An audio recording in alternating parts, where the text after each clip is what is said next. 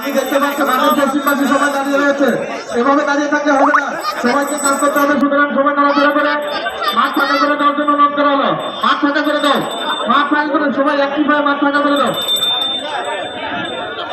আমাদের এই সাগর রাষ্ট্রীয় যারা মাঠ ফাঁকা দেন, সুদূর আফ্রিকা, ইউরোপ, ল্যাটিন আমেরিকা থেকে এসেছে আপনাদেরকে ফুটবল একাদশে এবং টিম ম্যানেজাররা প্রবেশ করেছেন। গ্যারেজের ভিতরে আপনারা প্রবেশ করতে পারবেন না।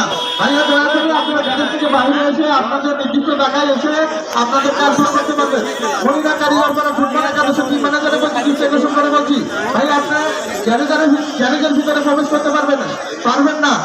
আপনার লোকজন নিয়ে গ্যারেজ থেকে বাইরে চলে আসুন, আপনার লোকজন নিয়ে গ্যারেজ থেকে বাইরে চলে আসুন, কারণ আমাদের গ্যারেজের সিকিউরিটি বহাল থাকতে হবে। সুতরাং আপনার প্রতি দৃষ্টি আকর্ষণ করে বলছি, আপনি গ্যারেজের ভিতরে আপনার লোকবল নিয়ে বাইরে আসে আপনার কাজগুলো কমপ্লিট করবেন।